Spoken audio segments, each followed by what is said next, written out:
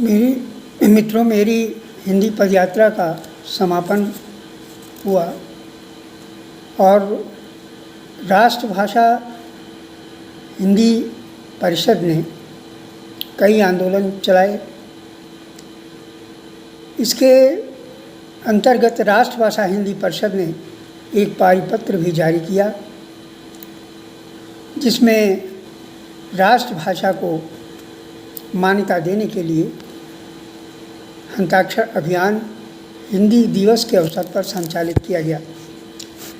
इलाहाबाद उच्च न्यायालय के पूर्व न्यायाधीश प्रेम शंकर गुप्त जी, नई कविता के प्रसिद्ध कवि डॉक्टर जगदीश गुप्त, doctor Awadhesh Awasthi, doctor Rajkumar Sharma, Krishna Kumar Malviya, doctor जीवन शुक्ल, शिवकुटी लाल वर्मा, प्रवीण जैन आदि प्रमुख साहित्यकारों तथा रंगकर्मियों ने संयुक्त हस्ताक्षर से पारिपत्र जारी करते हुए कहा कि भारतीय संविधान के अनुच्छेद 343(1) में देवनागरी लिपि में लिखी हिंदी को संघ की राजभाषा घोषित किया गया है और हिंदी के विकास तथा संवर्धन की जिम्मेदारी प्रमुख रूप से केंद्र सरकार को सौंपी गई है। पारिपत्र में कहा गया कि देश को स्वतंत्र हुए कई वर्ष गुजर चुके हैं, लेकिन अभी भी देश में उच्च शिक्षा का माध्यम पूर्ण रूप से हिंदी नहीं बन सकी है। विशेषकर आयुर्विज्ञान, अभियांत्रिकी, व्यवसाय प्रबंधन तथा विज्ञान के क्षेत्र में हिंदी माध्यम के अभ्यर्थियों को शिक्षा संस्थानों में प्रवेश नहीं मिलता। यदि प्रवेश मिल भी गया तो पाठ्यक्रम की पढ़ाई पूर्ण रूप से नहीं कर पाते। उसका प्रमुख कारण है शिक्षा का माध्यम हिंदी की जगह अंग्रेजी का होना।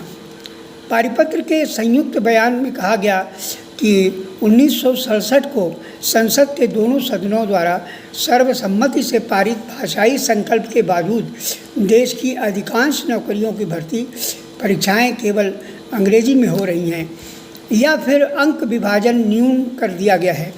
यही नहीं, अपितु जहां पर परीक्षाओं या प्रतियोगिताओं का माध्यम हिंदी कर दिया गया है, वहाँ पर भी हिंदी माध्यम के छात्रों के लिए अंग्रेजी भाषा, अंग्रेजी निबंध, अंग्रेजी सार लेखन का प्रश्न पत्र अनिवार्य रूप से रखा गया है। इन सब का मिला जुला परिणाम ये रहा कि हिंदी माध्यम का अभ्यर्थी नौकरी प्राप्त नहीं कर पा रहा है।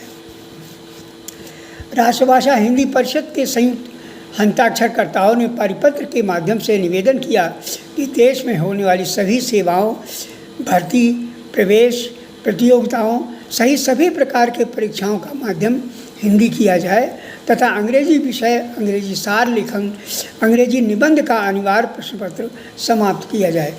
दूसरी मांग ये रही कि तकनीकी, वैज्ञानिकी और व्यावसायिक शिक्षा सहित अन्य किसी भी प्रकार के पाठ्यक्रमों को शिक्षा का माध्यम समयबद्ध कार्यक्रम के अंतर्गत हिंदी में किया जाए। तीसरी मांग में ये कहा गया कि केंद्र सरकार किसी ऐसे डिग्री, डिप्लोमा को मान्यता न प्रदान करे जिसमें हिंदी माध्यम से पढ़ने की सुविधा न हो। चौथी मांग है कि सरकारी कार्यों में राष्ट्रभाषा हिंदी के नवजागरण के प्रचार तथा प्रसार एवं उन्नयन एवं संवर्धन हेतु हिंदी में 100% काम करने वाले सरकारी कर्मचारियों को एक वेतन वृद्धि के बराबर धनराशि प्रत्येक माह प्रदान की जाए। पांचवी मांग यह है कि देश के उच्चतम न्यायालय में हिंदी में बहस करने, याचिका दायर करने, न्यायाधीश को निर्णय देने पर लगी रोक समाप्त की जाए तथा उच्चतम न्यायालय की कार्यभाषा हिंदी भी करने हेतु संविधान में संशोधन किया जाए।